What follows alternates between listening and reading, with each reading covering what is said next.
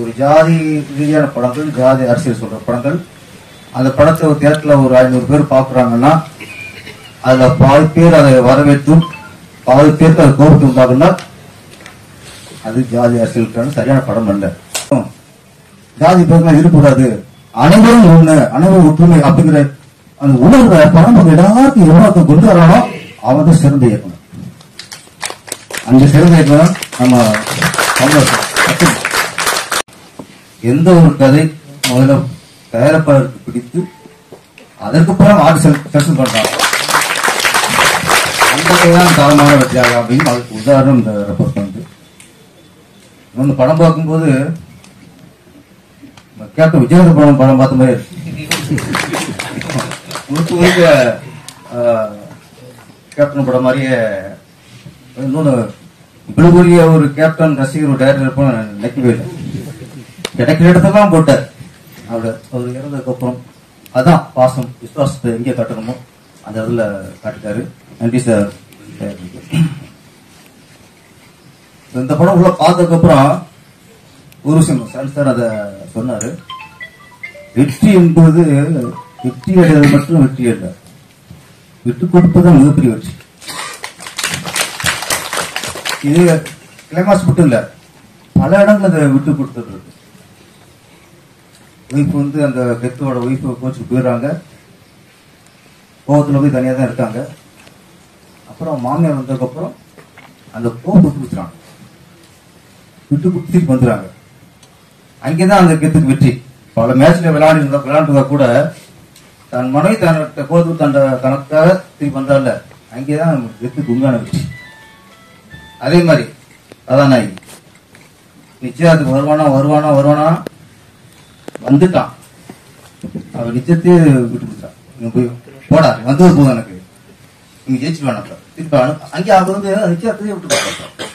அங்கேதான் கதாநாயகி வெற்றி, கதாநாயகி வெற்றி. கிளைமாக்ஸ்ல வெற்றியே விட்டு கொடுக்குறாங்க.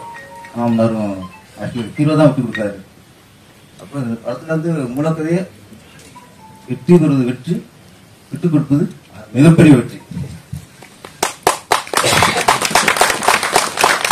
சொன்னது ஜாதி கதை என்பது சரியா சொன்னார்.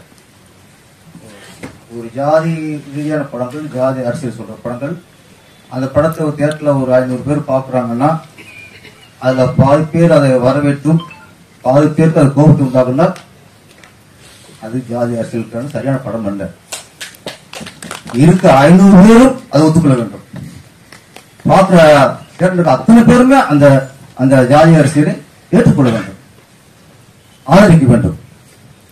அதுக்கு உதாரணம் தான் கப்பல்.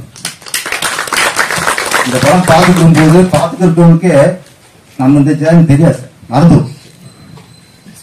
அதுல ஐக்கியம் வரும், அதுக்கு சப்போர்ட் பண்ணிடும். இப்படிதான் இந்த சமூகம் இருக்கணும், இப்படிதான் ஒற்றுமையா இருக்கணும், ஜாதி பேருலாம் இருக்கக்கூடாது, அனைவரும் ஒண்ணு, அனைவரும் ஒற்றுமை அப்படிங்கிற அந்த உணர்வை படம் எல்லாருக்கும் எவ்வளவு கொண்டு வரானோ அவன் தான் சிறந்த இயக்குனர். அந்த சிறந்த இயக்குனர் நம்ம இன்னொன்னு, இது கதை சொல்லும் போது இது கமர்ஷியலா வருமா வராதாங்கிறது புரிசு கொஞ்சம் இதுவும் வந்திருக்கும். ஆனா முழுக்க முழுக்க உழைப்பு. கதைனா எப்படி இருக்கணும், திரைக்கதைனா எப்படி இருக்கணும், எப்படி இருக்கணும், எங்க இன்டர்கட்டு போடணும், எல்லா விஷயமும். அப்ப சரியா ஒரு தொழிலை தெரிஞ்சுக்கிட்டு, நான் சொல்ற நீண்ட நாட்களுக்கு அப்புறம் சரியாக ஒரு தொழிலை தெரிந்த இயக்கம் வந்திருக்கிறார்.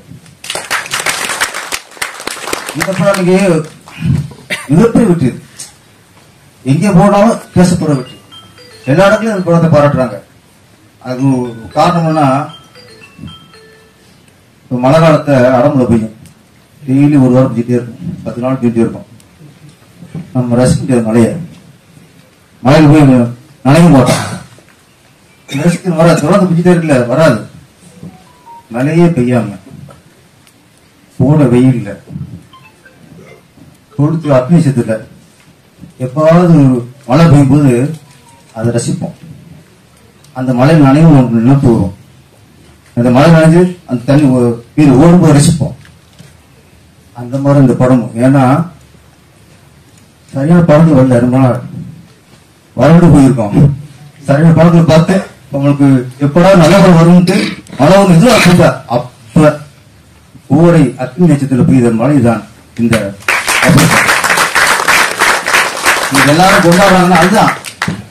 படம் பார்த்து பார்த்து பார்த்து ஒரு அற்புதமான ஒரு தரமான படம் வேணும் எல்லாரும் எல்லாருமே இன்னைக்கு படம் முடிஞ்சு அப்படி அமைதியாக உட்காந்துருக்கேன்னா ஒரு நாளைக்கு அப்புறம் தரமான படம் பார்த்து வாழ்த்துக்கள் சார், இயக்குனர் சார். கல்வி உங்களுக்கு சில படங்கள் கத்துக் கொடுக்கும் எப்படி எடுக்க கூடாது. சில படம் எப்படி எடுக்கணும் கத்துக் கொடுக்கும். அந்த கத்துக் கொடுத்த படம் தான் உங்க படம். இந்த படத்தின் வெற்றிக்கு உண்மையிலேயே மனமாற நாங்க பாராட்டுறோம். நன்றி, வணக்கம். பாருங்க, லைக் பண்ணுங்க, கமெண்ட் பண்ணுங்க, ஷேர் பண்ணுங்க, மறக்காம சப்ஸ்கிரைப் பண்ணுங்க. நம்ம